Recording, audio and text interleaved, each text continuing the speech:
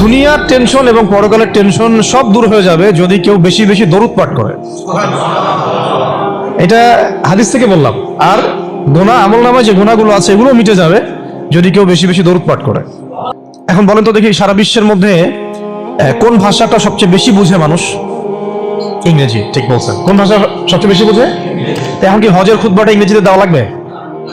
হ্যাঁ, হজে বিভিন্ন জায়গা থেকে মানুষ আসে। এই যে কয়দিন আগে হয়ে গেল হজের খুতবা, হয় না?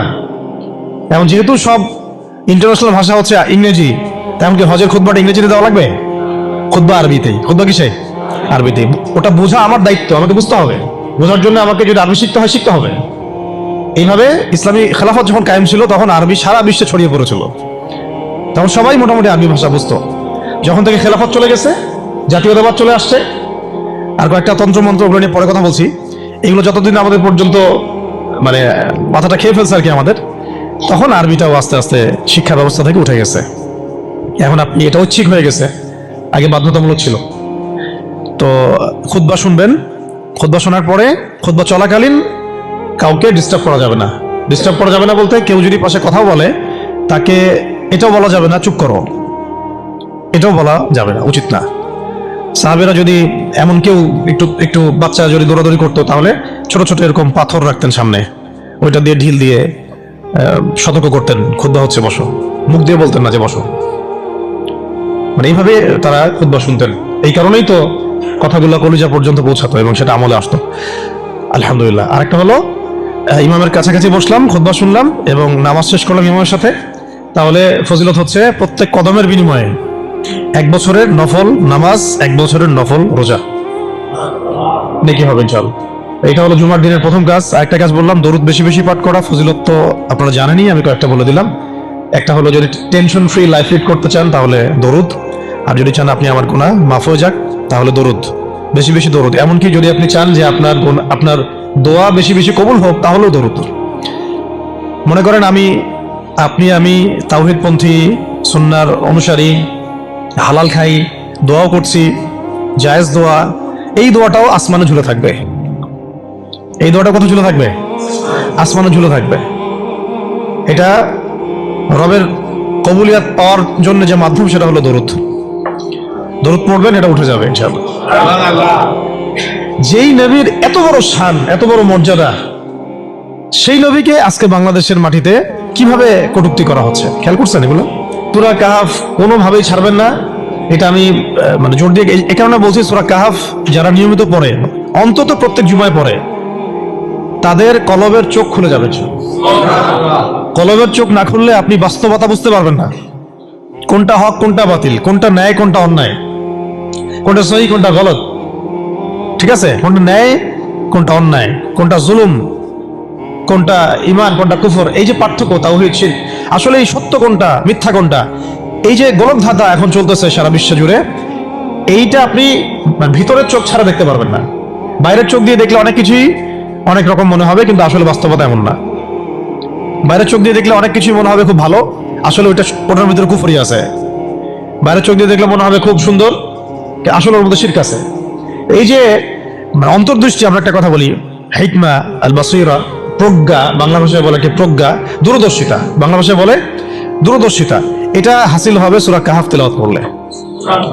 আর শেষ জামানায় এই দূরদর্শিতার দরকার এত বেশি, এই আমলগুলো জুমার দিন ছাড়া ঠিক হবে না কোনোভাবেই। তো প্রতি সপ্তাহে আমলগুলো জারি থাকবে ইনশাআল্লাহ। আল্লাহ পাক সবাইকে করার তৌফিক দান করেন।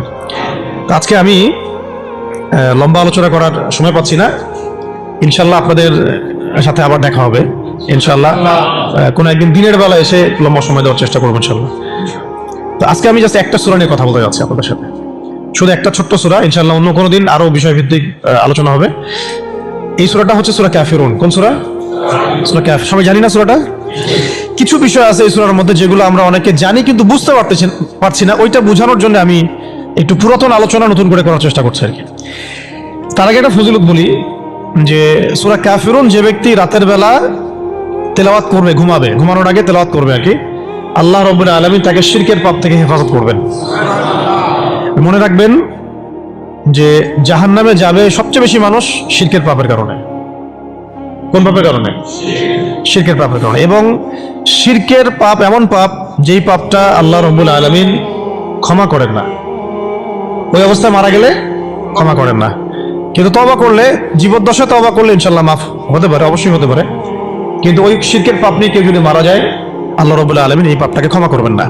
এটা সূরা নিসার মধ্যে অনেকবার বলা হয়েছে, ইন্নাল্লাহা লা ইয়াগফিরু আইয়ুশরাকা বিহি ওয়া ইয়াগফিরু মা দুনা যালিকা লিমান ইয়াশা। নিশ্চয়ই আল্লাহ রাব্বুল আলামিন শিরকের গুনাহকে মাফ করেন না, কিন্তু অন্য যে কোনো বড় গুনাহ হোক আল্লাহ পাক যাকে ইচ্ছা মাফ করতে পারেন, যাকে ইচ্ছা আল্লাহ মাফ করতে পারেন। এখন এই শিরকের পাপ থেকে বাঁচাবে কোন সূরা? সূরা কাফিরুন। রাতের বেলা তেলাওয়াত করতে হবে অন্তত একবার, অন্তত একবার। রাতের আরো অনেক আমল আছে, এটা তো আপনারা জানেনই। অন্তত পক্ষে এই আমলগুলো করবেন, সূরা ফালাক, নাস, ইখলাস এগুলো পড়বেন।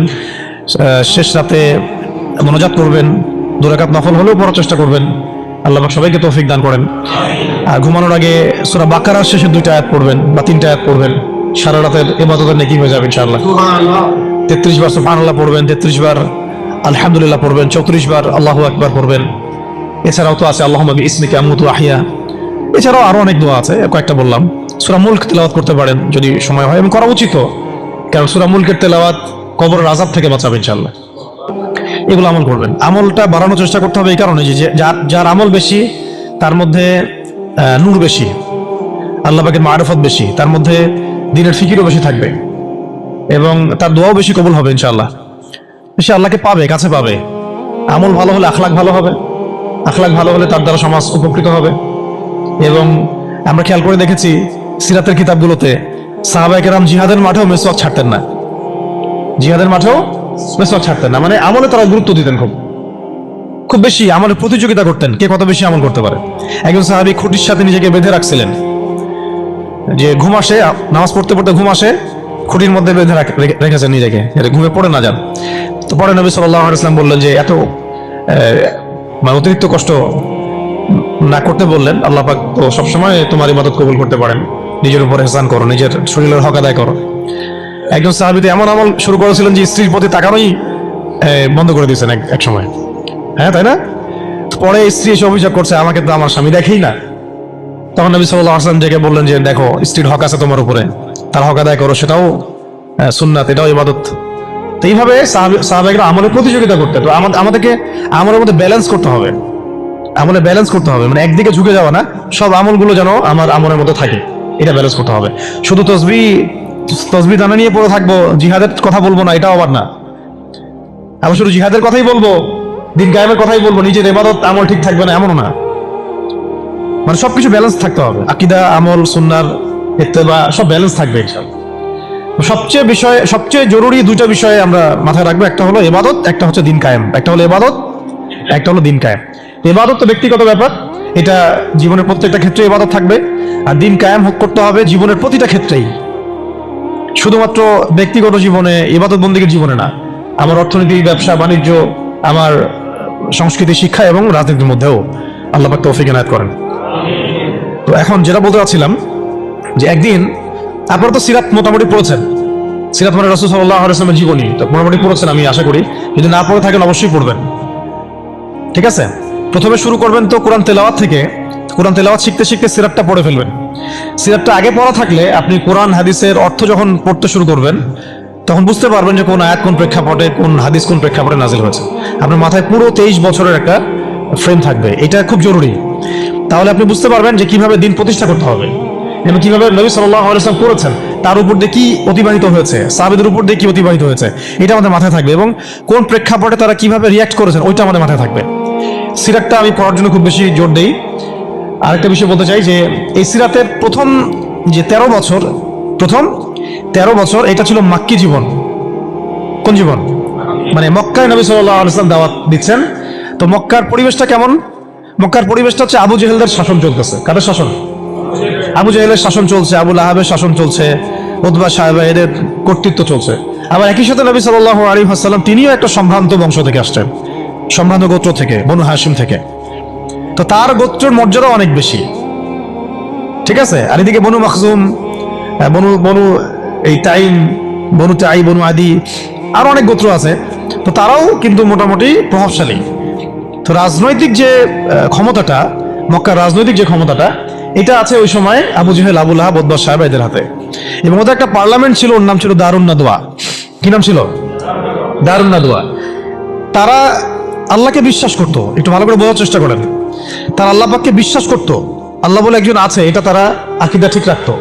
এমনকি আল্লাহ পাক সৃষ্টিকর্তা, আল্লাহ পাক রিজিক দাতা, আল্লাহ সন্তান দাতা, এটাও তারা বিশ্বাস করত। কারা বিশ্বাস করত? আবু জেহেল, আবু লাহাব, উতবা, শাইবা, তারাও বিশ্বাস করত।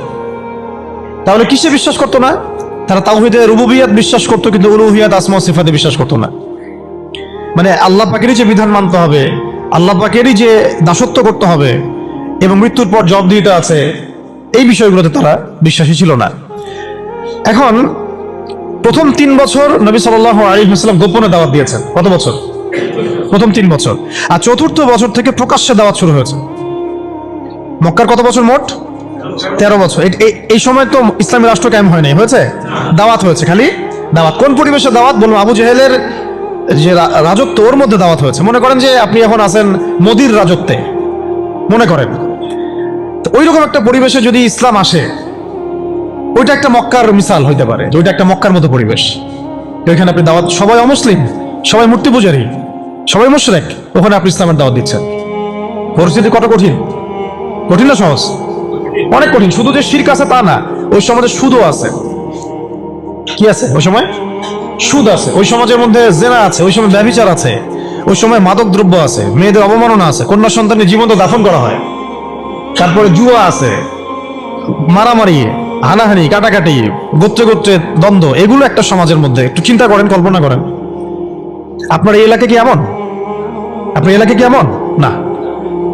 কিন্তু ওই বিষয়গুলোর কিছু কিছু বিষয় তো অবশ্যই এখনো আছেই। এক কথায় আমরা এটা বলতে পারি যে নবী সাল্লাল্লাহু আলাইহি ওয়াসাল্লাম যখন নবী হয়ে এসেছেন, তখন 23 বছরের মধ্যে তিনি আইয়ামে জাহিলিয়াতকে কবর দিয়ে গেছেন। কিন্তু যখন থেকে আবার খোলাফায়ে রাশেদার শাসন চলে গেছে, ইসলামী খেলাফতগুলো আস্তে আস্তে আস্তে আস্তে অ্যাবলিশ হয়ে গেছে, তখন আবার নতুন করে জাহিলিয়াতগুলো এই সমাজে, শুধু সমাজে না, সমাজে, রাষ্ট্রে, বিশ্বের মুখে একেবারে একদম ঢুকে গেছে, না মানে একদম শেকড় গেড়ে ফেলছে। এখন সময় হচ্ছে ওই আবার নতুন শেকড় গাড়া জাহালাতগুলোকে উপড়ে ফেলার, এটা সময় এখন। এই জন্য পরিস্থিতিটা বুঝতে হবে যে নবী সাল্লাল্লাহু আলাইহি ওয়াসাল্লাম কোন কোন জায়গায় দাওয়াতের কাজ করছিলেন।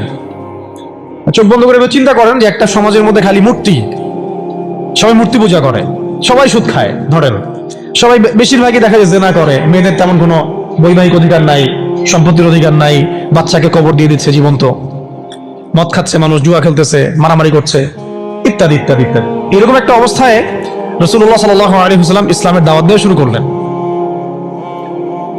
দাওয়াত দিতে দিতে প্রথম 3 বছর তিনি গোপনে দাওয়াত দিয়েছেন, গোপনে গোপনে গোপনে দাওয়াত দিয়েছেন। ওই সময় কিন্তু তৈরি হয়েছে আবু বকর রাদিয়াল্লাহু আনহু, ওসমান রাদিয়াল্লাহু আনহু, আলী ইবনে আবি তালেব, যায়েদ ইবনে হারসা, এই সাহাবায়ে কেরাম তৈরি হয়েছেন ওই সময়। আব্দুল্লাহ বিন মাসউদ, বিলাল ইবনে রাবাহ, এই সাহাবায়ে কেরাম তৈরি হয়েছেন কিন্তু ওই প্রথম 3 বছরে, 3-4 বছরে। এরপর যখন প্রকাশ্যে দাওয়াত দেওয়া শুরু করলেন, যখন ওমর এবং হামজা রাদিয়াল্লাহু আনহু তাদের মতো সাহাবীরা ইসলাম কবুল করলেন, প্রকাশ্যে দাওয়াত শুরু হলো, তখন হকার বাতিলের দ্বন্দ্ব শুরু হলো।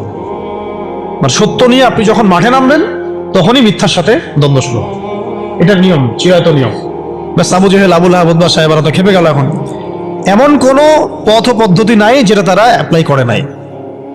প্রথমে আঘাত করলো এইভাবে, আরে ওর কথা শোনার দরকার নাই, সে তো মাজনুন, ব্যক্তিগত আক্রমণ। খেয়াল করে দেখবেন, এখনো আপনি বাংলাদেশে দাওয়াতের কাজ শুরু করেন, সবার আগে আপনি শয়তানদের পক্ষ থেকে, মানে মানুষ এবং জিন শয়তান উভয়, দুটোর কথাই বলতেছি, শয়তানদের পক্ষ থেকে সবার আগে বাধা পাবেন, আপনার ব্যক্তি নিয়ে সবার আগে আক্রমণ করা হবে। আগে ব্যক্তিগত জীবনে আক্রমণ করা হবে। আগে আপনাকে রাষ্ট্রীয় নির্যাতনের শিকার করা হবে না, ওটা পরে আসবে, শেষে আসবে। আগে ব্যক্তি থেকে, তারপর পরিবার থেকে, সমাজ থেকে, ধর্মনেতা থেকে, তারপর রাষ্ট্র থেকে, এইভাবে বাধা আসে আর কি। রাসূল সাল্লাল্লাহু আলাইহি ওয়াসাল্লামকে প্রথমে বলা হচ্ছিল যে মাজনুন, নাউযুবিল্লাহি মিন যালিক, সাহির, জাদুঘর, নাউযুবিল্লাহ, ফারিকুল জামাআ, জামাত বিভক্ত করতেছে, নাউযুবিল্লাহ। তারপরে বলা হচ্ছে আর কি বলেন, শায়ের, শায়ের, কবি, আর এরকম প্রায় 8-10টা কথা বলা হচ্ছিল, 8-10টার মতো কটাক্ষ করা হচ্ছিল প্রথম 3 বছরে। কিন্তু তেমন কোনো শারীরিক নির্যাতন করা হচ্ছিল না প্রথমে, আগে এভাবে ব্যক্তিকেন্দ্রিক আক্রমণ করা হচ্ছে। এরপর আল্লাহ পাক জবাব দিচ্ছেন, কোরআন নাজিল হচ্ছে, প্রত্যেকটার অ্যান্সার আসতেছে কোরআনে, তাই না? দাওয়াতের গতি বাড়তেছে, আলহামদুলিল্লাহ। মানুষ তো একবার ইসলামে আসলে আর ফিরে যাচ্ছে না, জান্নাতের খবর পেয়ে গেছে মানুষ। কোথায় ছিলাম, অন্ধকার থেকে আলোতে চলে আসছে। আর যারা এই নূরের স্বাদ একবার পেয়েছে, তারা কি আর ফিরে যাবে?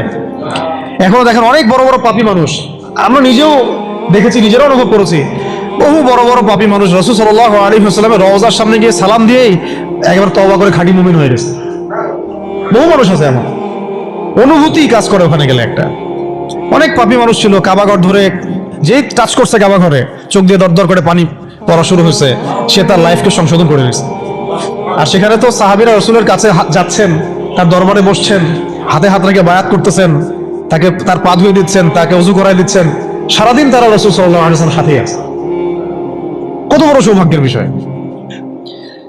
এখন প্রথমে যখন দেখা গেল এইসব দিয়ে কাজ হচ্ছে না, তারপর তারা অর্থনৈতিক চাপ দেওয়া শুরু করলো, সামাজিক বয়কট করা শুরু করলো।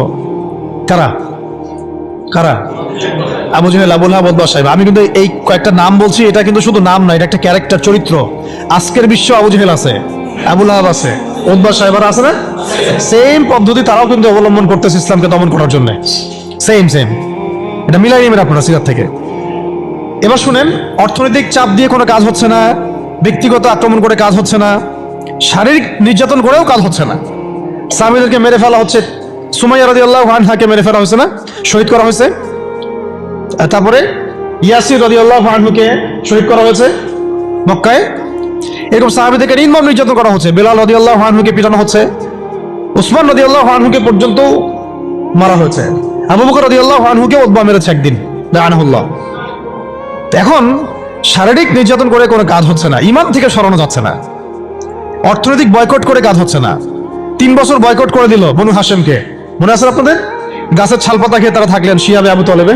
3 বছর বয়কট, সমাজ থেকে বয়কট, গালিগালাজ করে কোনো কাজ হচ্ছে না। এমনকি জীবন কেড়ে নিয়েও, জান নিয়েও কোনো কাজ হচ্ছে না। এই আন্দোলন, এই লা ইলাহা ইল্লাল্লাহ মুহাম্মাদুর রাসূলুল্লাহ বিপ্লবী কালিমাকে থামানো যাচ্ছে না। এত কিছু করেও যখন কোনো কাজ হলো না, তখন আবু জাহেল, আবু লাহাব, উতবা, শাইবারা একটা নতুন ফর্মুলা নিয়ে আসলো। এখন তারা নতুন একটা ফর্মুলা নিয়ে আসছে। এই ফর্মুলাটার নাম হচ্ছে আপোষকামিতা বা সন্ধি করা। এটার নাম কি? আপনারা খেয়াল করে দেখবেন, আমি একটু বলে নেই 1 মিনিট। ওই আইয়ামে জাহিলিয়াতে যে জাহালাতগুলো আপনি দেখছেন, শিরকের জাহালাত, সুদের জাহালাত, রিবা, তারপরে মাদক, তারপরে জেনা, ব্যভিচার, গোত্রীয় হানাহানি, সব আপনি এখনকার বিশ্বে দেখতে পারবেন। কিন্তু যখন দেখা যাবে মুসলিমরা খুবই শক্ত অবস্থায় আছে ইমানের দিক থেকে, কোনো অবস্থায় টলানো যাচ্ছে না, ঠিক যেমন সাহাবীদের মতো, তখন তারা নতুন একটা ফর্মুলা নিয়ে আসবে। কি ফর্মুলা? এই যে এই ফর্মুলাটা, সন্ধি, ঐক্য, মৈত্রী, মানবতা, এইসব শব্দ কিছু নিয়ে আসবে। নিয়ে এসে বলবে, ঠিক আবু জাহেল যেভাবে বলছিল যে, হে মুহাম্মদ, তুমি তো আমাদের সন্তান, আমাদের তো ভাতিজা, তাই না? চাচা ভাতিজা সম্পর্ক আমাদের, তো তোমাদের সাথে আমাদের এত দ্বন্দ্বের তো দরকার নাই। একটা কাজ করো, আসো তোমরা একটা বছর আমাদের লাত, উজ্জা, হবল, মানাতের ইবাদত করো, আমরা 1 বছর তোমার আল্লাহর ইবাদত করব।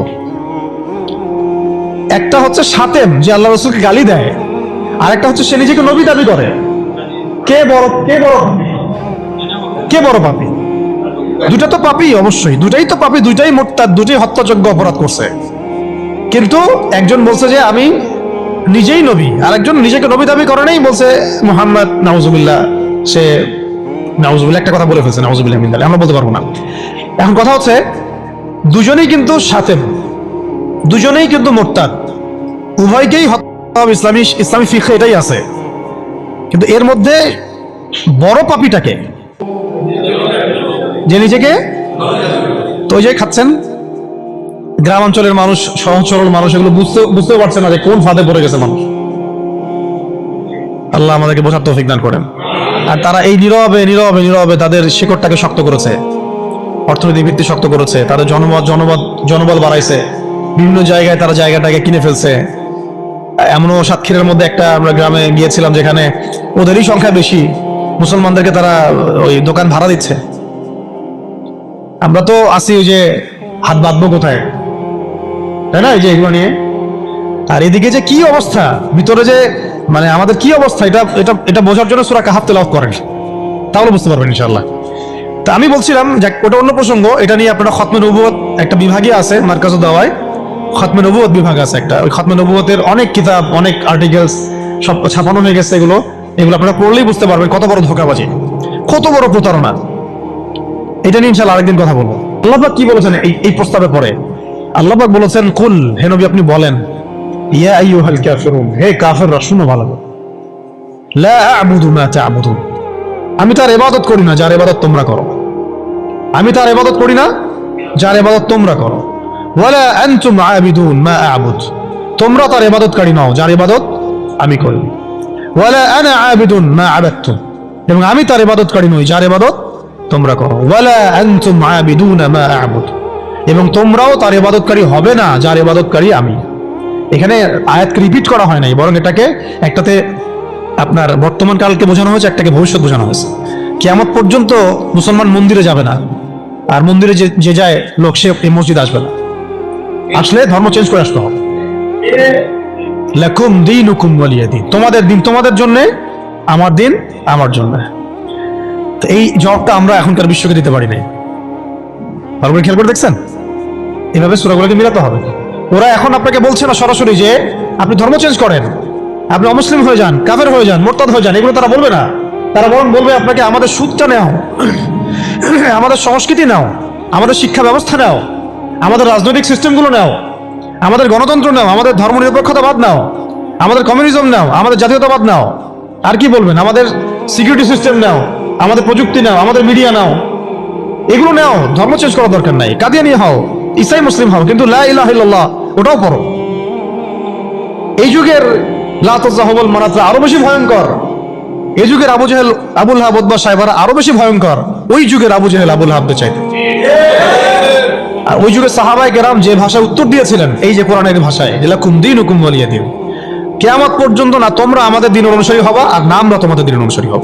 তোমাদের সাথে আমাদের এইসব আদর্শিক কোনো ঐক্য হতে পারে না, আদর্শিক কোনো ঐক্য হতে পারে না। হ্যাঁ, ব্যবসা বাণিজ্য হতে পারে, কি হতে পারে? ব্যবসা বাণিজ্য হতে পারে, মুআমালাত মুআশারাত হতে পারে, প্রতিবেশী হিসেবে থাকতে পারে, অনেক কিছু আছে। কিন্তু আদর্শিক যেখানে, ইসলাম যেখানে প্রশ্নবিদ্ধ, ইসলামের মৌলিক বিষয় যেখানে ক্ষতিগ্রস্ত হবে বা বাধাপ্রাপ্ত হয়, এরকম কোন উসুলে তোমার আমার কখনো ঐক্য হতে পারে না। এখন যে কথাগুলো আমি বললাম, এগুলো কি ইসলামের মৌলিক বিষয় না? কেউ যদি কাদিয়ানি হয় সে কি মুসলিম থাকে? কেউ যদি ইসাই মুসলিম হয় মুসলিম থাকবে?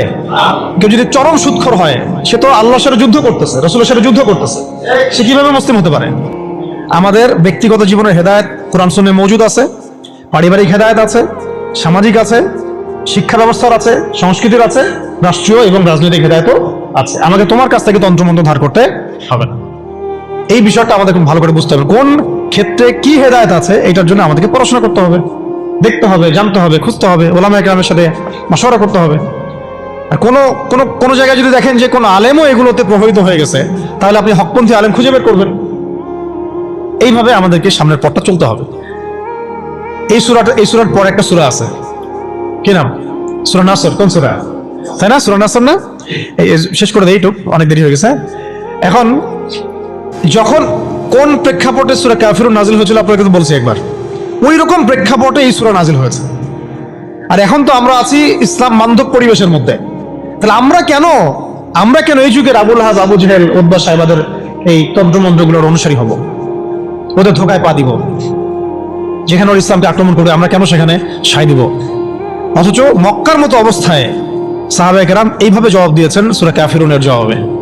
আর এখন তো আমার সামনে নামাজের পরিবেশ আছে, যাকাতের পরিবেশ আছে, আমরা মুসলিম সংখ্যাগরিষ্ঠ, আমরা সবাই লা ইলাহা ইল্লাল্লাহ বুঝি, আলহামদুলিল্লাহ আমরা নামাজ পড়ছি, তিলাওয়াত করছি, অনুকূল পরিবেশ আছে। এখন কেন আমাকে এই যুগের আবু জাহেল, আবুল লাহাবদের দাসত্ব করতে হবে বলেন? কোনো যুক্তি আছে? যুক্তি তো নাই, কোনো কারণও নাই। কারণ নাই। এই সূরার পরেই আল্লাহ পাক বলেছেন ইযা জাআ নাসরুল্লাহি ওয়াল ফাতহ, যখন আল্লাহর সাহায্য আর বিজয় আসবে। মানে ওইরকম প্রতিকূল অবস্থাতেই বিজয় সুসংবাদ দিয়ে দেওয়া হয়েছে যে এই অবস্থা চিরকাল থাকবে না, তো এইটা তোমরা সবর করে এটা উত্তরায় উঠো, এখানে ঈমানের পরীক্ষাটা দাও, পাস করো। ইযা জাআ নাসরুল্লাহি ওয়াল ফাতহ, সামনে আসতেছে তোমাদের জন্য বিজয়। এটা সূরা সফে আছে, ওয়া উখরা তুহিব্বুনাহা নাসরুম মিনাল্লাহি ওয়া ফাতহুন করিব ওয়া বাশশিরিল মুমিনিন। আর তোমরা যেটা পছন্দ করো দুনিয়ার, তোমরা দুনিয়াবি বিজয় অর্জন করবে, সেটাও সামনে আসতেছে। ফাতহুন করিব, আল্লাহ বলেছেন করিব, নিকটে আসবে এটা। ওয়া বাশশিরিল মুমিনিন ওয়া রাআইতান নাস ইয়াদখুলুনা ফি দীনিল্লাহি আফওয়াজা, একটা সময় আসবে মানুষ দলে দলে আল্লাহর দ্বীনে ঢুকতে থাকবে। তখন আল্লাহ পাক বলেছেন ফাসাব্বিহ বিহামদি রাব্বিকা ওয়াস্তাগফির ইন্নাহু কানা তাওয়াব। এবং যখন এই বিজয়টা আসবে তখন এই আবু জাহেল, আবু লাহাব, উতবা, সাইবা এদের অস্তিত্ব কি হবে? তাব্বাত ইয়াদা আবি লাহাবি ওয়া তাব। আবু লাহাবের হাতও ধ্বংস হবে, সে নিজেও ধ্বংস হবে। মিলাতে পারছেন সিকোয়েন্সটা? এইভাবে আসছে বিষয়টা। যখন এই বিজয় আসবে তখন এই সব আবুল আহাব ধ্বংস হয়ে যাবে। আবুল আহাব এখানে শুধু একজন ব্যক্তি নয়, আবুল আহাব এখানে একটা রূপকথা, একটা একটা উপমাও বটে। প্রত্যেক যুগে যুগে আবুল আহাব থাকবে। এই যুগের আবুল আহাব তারা জানেন, যারা সুদ ভিত্তিক এই ব্যাংকিং সিস্টেমের এই হট্টাকর্তারা হচ্ছে এই যুগের আবুল আহাব। মা আগনা আনহু মালুহু ওয়া মা কাসাব, তাদের এইসব হারাম মাল কোনো কাজে আসবে না, এবং তারা যে এগুলো যেটা অর্জন করেছে সেটা কোনো কাজে আসবে না। সায়াসলা নারান যাতা লাহাব, আগুনে প্রবেশ করবে তারা। ওয়া ইমরাতুহু, এবং তার স্ত্রীও। এর স্ত্রী মানে শুধু স্ত্রী না, স্ত্রী মানে কিন্তু সহযোগী। স্ত্রী মানে কি? সহযোগী। এরা কিন্তু একা কাজ করে না, আমি বললাম না একজন একজনের সহযোগী। হাম্মালাতুল হাতাব, হেল্প করতো তাকে। কি করতো? খড়কুটা নিয়ে এসে ডিস্টার্ব করতো না নবী সাল্লাল্লাহু আলাইহি ওয়াসাল্লামকে, ফেলে রাখতো, কষ্ট দিত। ওরাও এখন দেখেন আল্লাহর দিন দিয়ে কষ্ট দেয়, রাসূলুল্লাহ সাল্লাল্লাহু আলাইহি ওয়াসাল্লামকে কষ্ট দেয়। ওই যে সূরা কাফিরুনের ওই অবস্থায় টিকে থাকাটা কত কঠিন। লাকুম দীনুকুম ওয়ালিয়া দীন, কত কঠিন। ওই সিরাতের রাস্তা পাড়ি দেওয়া লাগবে, সবর করতে হবে, মারও খাওয়া লাগতে পারে, জানও যাবে, হিজরতও করা লাগতে পারে। হিজরত করেছেন নবী সাল্লাল্লাহু আলাইহি ওয়াসাল্লাম। তারপরে ইসলামী রাষ্ট্র আল্লাহ পাক দিবেন ইনশাআল্লাহ। কিসের মাধ্যমে দিবেন? দাওয়াত, তাবলীগ এবং জিহাদের মাধ্যমে। দাওয়াত, তাবলীগ এবং জিহাদের মাধ্যমে, শুধু দাওয়াত আর তাবলীগের মাধ্যমে না, দাওয়াত, তাবলীগ এবং সাথে জিহাদও থাকতে হবে। তারপর ইসলামী রাষ্ট্র ব্যবস্থা আসবে ইনশাআল্লাহ। এরপরে দেখেন কি বলা হলো, ওয়ামরাআতুহু, তার স্ত্রীও থাকবে। হাম্মালাতুল হাতাব ফি জিদিহা হাবলুম মিন মাসাদ, দেখেন ওর গলায় থাকবে জাহান্নামে ওই যে ছোবরা, রশি। মানে হেল্প করার কিছু উপকরণও ছিল, কিছু উপকরণ দিয়ে সে ইসলামের বিরোধিতা করতো, দুশমনী করতো। এখনো তারা অনেক উপকরণ বের করে ফেলছে ইসলামকে মানে ক্ষতিগ্রস্ত করার জন্য। এমনকি দেখেন কত কত নতুন নতুন প্রযুক্তি আসছে, এই প্রযুক্তিগুলো দিয়ে তারা ইসলামের ক্ষতি করতেছে। ভালো করে খেয়াল করে দেখেন। আমরা দোয়া করবো কাদের জন্য? তাদের মনের মধ্যে ইসলামের জন্য সিম্প্যাথি আছে, সফট কর্নার আছে, ইসলামকে মন থেকে ভালোবাসে, এই ভাইদের জন্য আমরা দোয়া করবো। এই জন্য আমরা বাংলাদেশের এই সিস্টেমের মধ্যে ধরেন আর্মি, র্যাব, পুলিশ, বিজিবি, আমাদের পলিটিশিয়ান যারা বুঝে না বুঝে বিভিন্ন মানে জালেমের সহযোগীও হয়ে গেছে, আমরা সবার জন্যই দোয়া করি আল্লাহ পাক যেন তাদের সবার হৃদয়টাকে ঘুরায় দেন। তাদের মধ্যে অনেক মানুষ আছে যারা বুঝে না বুঝে হয়তো দুনিয়াবি কোনো স্বার্থে অন্যের পথে চলে গেছে, বা বুঝে না, ইসলামটা বুঝে না, কিন্তু আবার ইসলামকে ভালোবাসে, ইসলামকে ভালোবাসে। আমরা এই ভাইদের জন্য দোয়া করতে পারি, এই জালেমদের জন্য আমরা কি দোয়া করতে পারি? অতএব ফি জিদিহা হাবলুম মিন মাসাদ, এটাও হবে, দেখে নিন। আর শেষ কথা কি, এটা কে করবেন? এই পুরো পরিকল্পনাটা কার? এই পুরো পরিকল্পনা হচ্ছে পরের সূরায় কুল হুয়াল্লাহু আহাদ। এটা এক আল্লাহর পরিকল্পনা। কোন আল্লাহ? আল্লাহুস সামাদ, যিনি কারো মুখাপেক্ষী না, কারো মুখাপেক্ষী না, তিনি আমাদের মুখাপেক্ষী না। এটা আল্লাহ করাবেন, আল্লাহর বান্দাদেরকে দিয়ে আল্লাহ করাবেন। কোন আল্লাহ? লাম ইয়ালিদ, যিনি কাউকে জন্ম দেন নাই, ওয়া লাম ইউলাদ, তাকেও কেউ জন্ম দেয়নি, ওয়া লাম ইয়াকুল লাহু কুফুয়ান আহাদ, তার মতো সমতুল্য আর কেউ নাই। অতএব তোমরা যতই বাড়াবাড়ি করো, যতই তোমরা ইসলামের বিরুদ্ধাচরণ করো না কেন, ইসলামকে ধ্বংস করার চেষ্টা করো না কেন, সূরা কাফিরুন থেকে মক্কা বিজয় পর্যন্ত হালত আসবে ইনশাআল্লাহ। আর এখন যা চলতেছে এটাও ইনশাআল্লাহ আস্তে আস্তে পরিবর্তন হতে থাকবে, এবং ইনশাআল্লাহ আমরা আবার করবো ইনশাআল্লাহ। এই বিষয়ে কোনো সন্দেহ নাই যে সামনে ইসলামের বিজয় আসবে এবং মুসলিমদের সেই হারানো সেই গৌরব ঐতিহ্য আবার ফিরে আসবে। কিন্তু এইটা আপনার ঘরে বসে থাকলে রেডিমেড হাতে মান্না সালোয়ার মতো আসবে না। এটা মান্না সালোয়ার আসার যুগ না, এটা আবাবিল পাখি আসারও যুগ না। এখানে পাথর আপনাকেই ছুটতে হবে। আবাবিল পাখি এসে পাথর ছুটবে না, এটা পাথরটাকে ছুটতে হবে, আপনাকে ছুটতে হবে। ব্যাস, আল্লাহ পাক শর্ত দিয়ে দিয়েছেন, ইন তানসুরুল্লাহ ইয়ানসুরকুম, তোমরা আল্লাহর দ্বীনকে সাহায্য করো, আল্লাহ তোমাদেরকে সাহায্য করবে। ওয়া ইউসাব্বিত আকদামাকুম, আল্লাহ তোমাদের পা শক্ত করে দিবেন। ওয়া ইন তাতাওয়াল্লাউ ইস্তাবদিল কওমান গায়রাকুম, তোমরা যদি মুখ ফিরে চলে যাও, আল্লাহ পাকের কিচ্ছু যায় আসে না, আল্লাহুস সামাদ, আল্লাহ অন্য কওমকে হেদায়েত দিয়ে তোমাদের স্থলাভিষিক্ত করবেন। সুম্মা লা ইয়াকুনু আমসালাকুম, তারা তোমাদের মতো হবে না। ব্যাস, এই হলো মূল কথা। তাহলে আমরা চাচ্ছি আল্লাহর ইবাদত করতে, তার জমিনে তার দ্বীনকে বিজয় করতে। তো এই বিজয় কি এমনি এমনি আসবে? কাজ করতে হবে তো নাকি? কয়েকটা কাজ আমরা করবো ইনশাল্লাহ, নিয়ত করতে পারি। প্রত্যেকে দিনের ফরজ জ্ঞান অর্জন করবো ইনশাল্লাহ, ঠিক আছে ইনশাল্লাহ। শেষ রাত শুরু হয়ে গেছে, আল্লাহ পাক যেন তৌফিক দান, আমিন। এখন দোয়া কবুল হবে। প্রত্যেকেই দিনের ফরজ জ্ঞান অর্জন করবোই করবো ইনশাল্লাহ, আমল বাড়াই দিব ইনশাল্লাহ, হালাল হারাম মেনে চলবো ইনশাল্লাহ। আমাদের পরিবারের পর্দার ব্যাপারে খেয়াল রাখবো, আমাদের শিক্ষার ব্যাপারে খেয়াল রাখবো, এবং জীবনের একটা নির্দিষ্ট ক্ষেত্রে ইবাদত করবো এমন না, পুরো জীবনটাকেই সুন্নাহ ভিত্তিক ঢেলে সাজাবো ইনশাল্লাহ। এর পাশাপাশি প্রত্যেকটা এলাকায় আপনারা ঐক্যবদ্ধ থাকবেন, জামাবদ্ধ থাকবেন।